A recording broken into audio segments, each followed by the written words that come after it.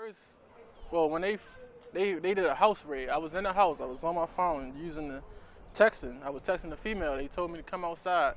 Before I went to come outside, they came in. They said everybody get on the ground. Everybody get on the ground. So they said it was drugs that was seeable that I can see, but I ain't see no drugs. They probably had it hidden, but then they put it out and put it on the table, then took a picture of it. So that made it seem like we was all in there while the drugs was on the table. 17 pills. What's 17 pills just doing on the table?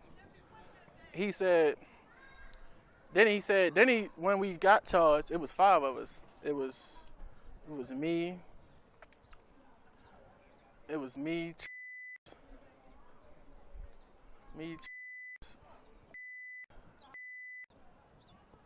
and yeah, 5 of us. 17 pills, and they just wasn't trying to hit nothing. They was expecting drugs, guns, and stuff like that, but they ain't find nothing. So they was like, shit, I was expecting more than this, something. And they talking about all this paraphernalia. It was like empty vials and stuff. It wasn't none of our houses though. It wasn't. Have they been following you guys for a minute? I mean, how did they end up at the house? They tell you? They said they had a picture of us serving somebody. That's what they said, but it never came up in the motion.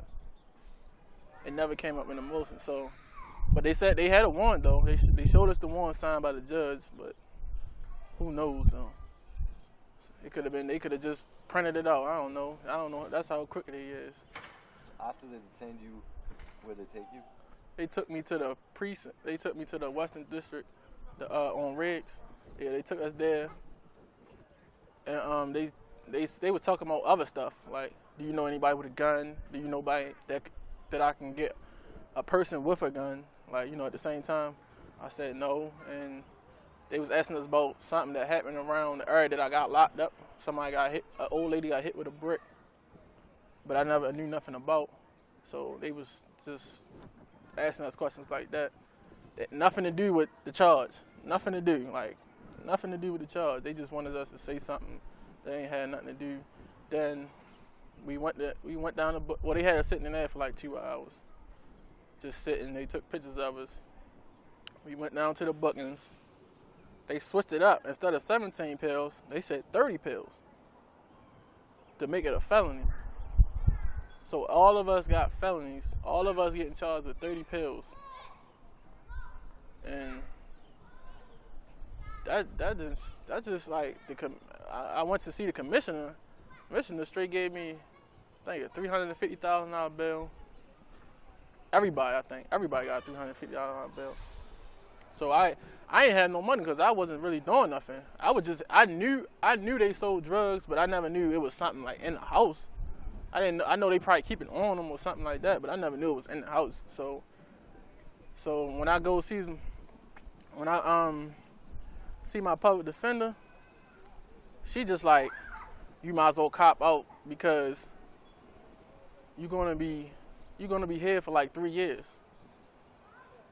She gonna say I'm gonna be sitting for 3 years. So I said, no, I'm not copping out to nothing.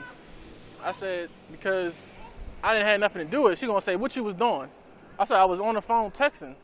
She said, texting who? I said, I was texting my girl. So she's like, what's the girl's name? I said, her name is Michaela. She don't say, what's her number? I said, I don't know her number by heart. All I see is the name when I text her or something. So she wasn't really paying me no mind. And she was like, so what else you was doing before that? I was like, I was watching ESPN. She gonna say, what channel? I said, why does it matter what channel I was watching? She gonna say, which one? ESPN Sports, ESPN News? I said, I don't know, because I'm not a sports type person. We were just watching. I like watching basketball sometimes.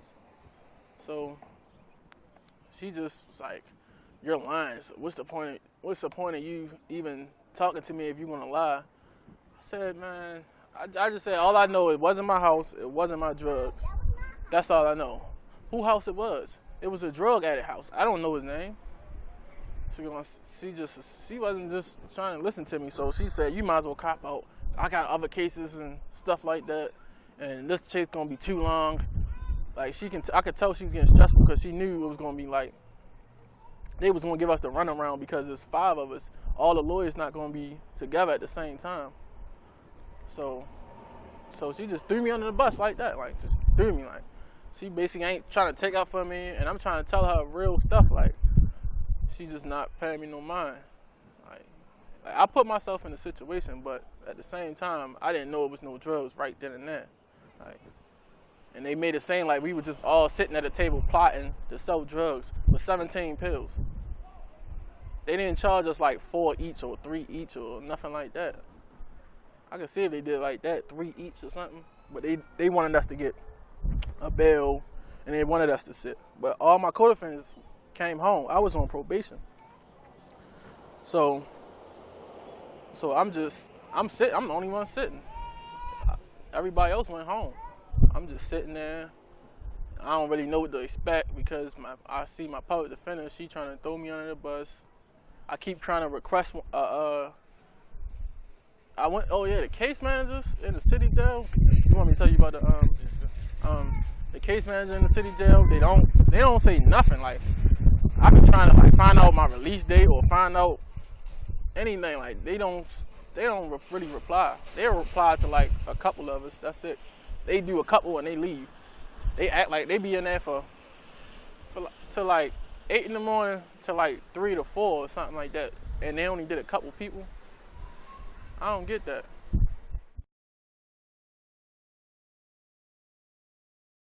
So probably from right here to right there. It's like a box. I don't really know the measurement, but I can lift my hand up. I'm 6'2". I can lift my hand up and touch the ceiling. Yeah, and if I sit on the top bunk, I sit on the top bunk. This the oldest jail. They said this the oldest jail, I think, in America. In the United States, I think they said. We call it steel side. It's nothing but steel. So, you know, when it's cold, it's real cold. When it's hot, it's real hot. I was over there when it's cold. They'd do shakedown. They'd take everything from us.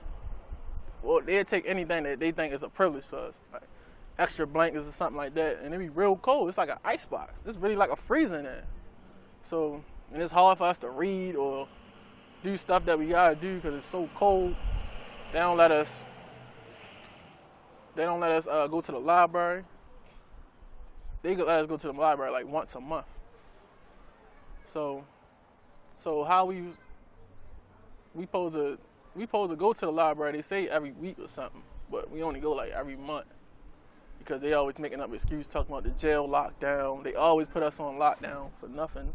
So we be in a cell 24 hours, and they expect people to, to contain themselves, to keep sane. Everybody can't be like that. Everybody's mind ain't the same. They can't contain themselves, like just stay in one place at one time. Like some people got mental problems, and they know they got mental problems, and they still don't care. There be people in there, they really messed up in the head. Like sometimes it is some people in there that do it just for for their charge. They probably want to get off on their charge, but it's some people really in there messed up in the head. And I just seen one that just came home. He just came home. He was messed up in the head. He raped the old lady. He robbed her and raped her. Now he back in jail, and I just came home from jail with him. Like, he was messed up in the head, and that jail made him messed up more. Like, my daily routine was, well, when I first get there, they don't give you no soap. They don't give you soap, toothbrush, nothing. They used to. They give you like they used to give you like a plastic thing of soap, a little piece of soap, a little toothbrush, and a little deodorant, and a rag. But now, a rag and a towel. But now they don't do that. They don't even do that. So we really gotta soap and toilet paper and all that is scarce in there. So you gotta really be on a CO tail as soon as the tissue and all that come, because they only give us like a half a bar, and we ain't got no deodorant, and I got a strong odor, so that caused problems right there. Like, when I get out the shower, the soap not strong, so it goes away like in 30 minutes. I probably smell my underarms. So, somebody might think you dirty or something, and then you probably gotta fight him because he don't want you on your cell because he think you dirty because we just got locked up. What can I do? We can't get commissary yet because I ain't had no money, unless you have money in your pocket and they put it in your account. That's the only way, but most of the time they take your money. They take your money and then act like you can't get it back. You get up like 5 o'clock in the morning for feed up and for breakfast. We sit in a cell though. They give us in a little window. They give it to us through a window. And like sometimes if my bunk buddy whoop before me, he'll get my tray for me. Some people don't be with all that, but when you cool with your bunk buddy, he'll get your tray for you in the morning if you still sleep. But at 6 in the morning, 6 most of the time it's like 4:30 to 5 o'clock we getting feed up. Then we probably go back to sleep for a minute, and we supposed to get 1 hour of recreation, but most of the time we don't get that, so I can't even say. Just stay in the cell? Yeah, we just stay in the cell. So how many hours a day you guys end up staying in the cell? Most of the time it was 24 hours. Most of the time, but then like sometimes when we ain't on lockdown, they put the whole jail on lockdown for anything. Any little petty thing. Somebody could just get hit one time, like a punch, everybody locked down. So yeah, that's why we be in the cell for 24 hours. You know, when they do let us out, you know, we happy. So, you know, they start doing crazy stuff. People start doing crazy stuff, probably fighting or somebody getting stabbed up, because you've been in the cell so long, you get frustrated. You start thinking about everything. Like, so I understand what they was going through, but I tried to keep myself sane. 'Cause I used to read books. Play chess. I kept my mind occupied. I didn't want to go crazy. I wasn't worried about no female, my girl. I was worried about my family. That's one thing I was worried about, like my family. And yeah, I had problems with that too, because everybody had problems with that, because we only get 1 hour out and there's 24 people on the tail. How are we going to, it's 15 minutes a clip. There's no way that's impossible we going to all use that phone. For people that don't, some people probably ain't got no, they don't have no letters to write their people, so, but they got money on the phone. So it's hard like that. And then when we probably go out for to play basketball like twice every month. That's it. They'll probably give us gym twice every month. Sometimes once every month. Sometimes no month, no day, no month, no time in month. But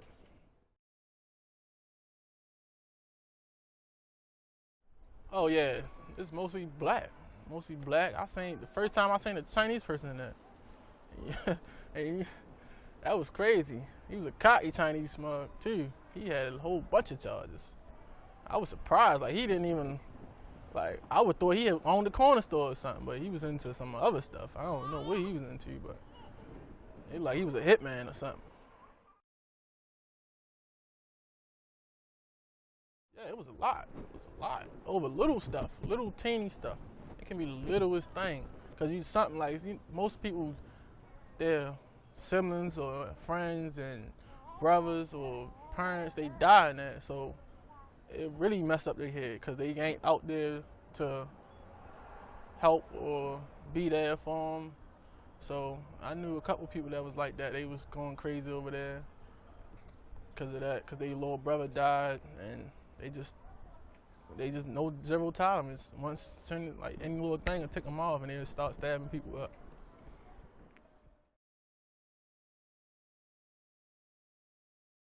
Well, I know how a visiting room look, but I never had a visit. You never had a visit? Never had a visit. And people used to wonder like what was going on in my head. Because I was so quiet. I wasn't like shy or nothing like that. I just didn't want to be involved with what was going on. I didn't want to make my brain go crazy and what they talking about. I just was trying to do my time and figure out the best way to stay away from that. Just to stay away. So I won't never have to deal with that no more. I don't have to worry about getting soap or nothing like that. Just trifling. They didn't give us newspaper. No. They supposed to. Well, that's what they said. But letters, I was writing my friends. It was females. It wasn't like my friend that I was on the block with, nothing like that. Nah, it was just mostly females that probably liked me and they just wanted to make sure I was okay. That's it. And I made sure I talked to my mother and my brother because they the main persons in my life.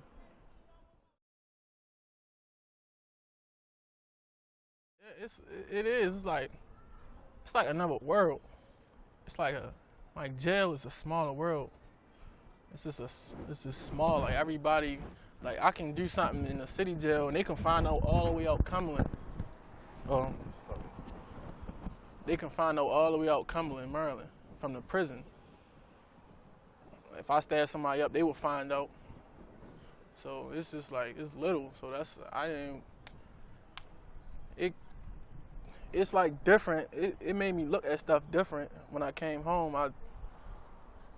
Cause I know how I was adapting in that, so I was getting used to it. So when I came home, when people was looking a certain way and I seen different body language, I was getting a little jumpy, like ready to go, ready to fight or whatever. But I had noticed that, yeah, I was kind of getting, what is it, jail mentality? I was really getting it. I can see it, and I ain't want to be like that because I was gonna wind up right back in there. So I had to chill. Like I had to chill from doing everything. I had to just stop, just think like, what is I'm doing? Like you guys do something new, Devon, because you don't want to go back in that city jail.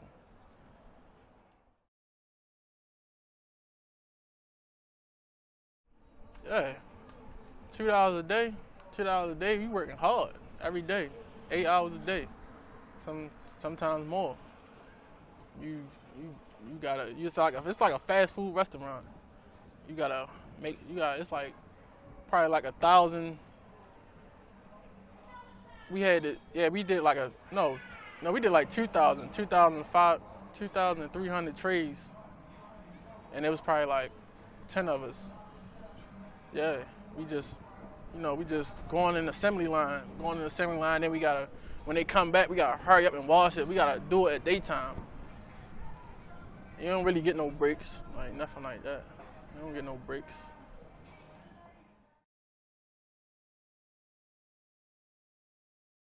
Oh no, not at all. Not at all. It was nowhere near. It was a setup to get you right back in there. That's how I feel. They want you to act stupid, act like monkeys, and because the guards will taunt you. They'll taunt you, what you gonna do, bitch, or something like that. And people will really do it because they don't care. Sometimes people just be fed up. They don't be wanting to hear that no more. But sometimes instead of going at the guards, we come at each other. Instead of figure out the problem, they just get mad and frustrated and we fight each other or whatever. And if we try to say something, they don't listen. Like, can we go to the library more about our case? Can we go to the gym more for more exercise? Cause like my bones was aching in there, like, cause I wasn't doing nothing. I'm used to walking, doing something. My bones be aching in there. And it's a little cell, so both of us, we can't work out at the same time. 2 big 6'2" dudes in there. Man, if we both stand up, we basically the cell. Instead of I'm talking about, if the bunks wasn't there, it would probably be more space. But while them bunks right there, it would just, he can sit right here and I sit right there, and that's mostly the cell. I can do like this and, climb. Yeah, I can do like that. That's how little that box was. Like the last 2 questions now. So we already talked about freedom. So let's talk about alternatives. So you think prisons are necessary? And then if so, why? And then you think there are any alternatives to ways that we can resolve our social conflicts? You said, do I think prison is necessary? I could say it is if it was like things that can work on people changing their mindset, like exercises or like, cause they had boot camps. They had boot camps that'll change people's minds. Like they be more focused. They be more better on things. Like even in school, they ain't even city jail, you can't even, if you ain't 21, you can't go to school. But the dudes that I was saying going to school, they ain't even know nothing. They ain't know what 5 times 5 was. I was 23, so I couldn't go in there and get my GED. I didn't even know what 5 times 5 was. And one dude, he asked me, he was 18, he was first time in the jail. He said, how I'm doing for my first time in jail. I just ain't get that. I swear I didn't. And they ain't gonna listen to me because they look at me as a lame or something like that just because I'm not doing what they doing. Or I don't speak Ebonics like them. I just try to separate myself from that because I know if I did do stuff that they did, I probably been dead or something. I probably been dead or anywhere. But they need programs like when you come home. Like I heard in North Carolina, they got programs that when they come home, they talk to the governor, the mayor, and stuff like that. They sit down and talk to all of them. Okay. One more.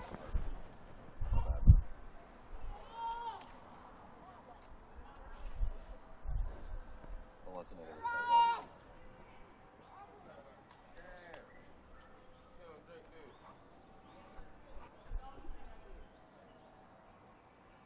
I'll bring it back when I come back. When I come down, what you drink? What you drink? What I said? Yeah, what I said. For real.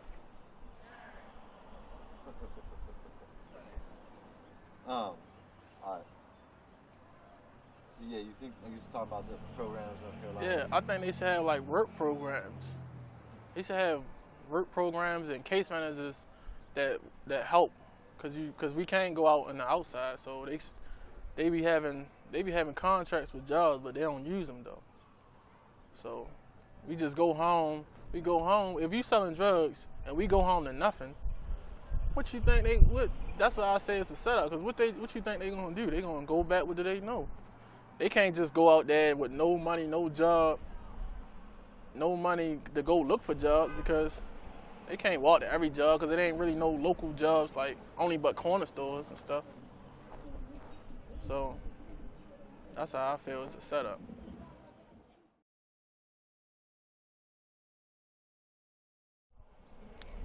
I think justice is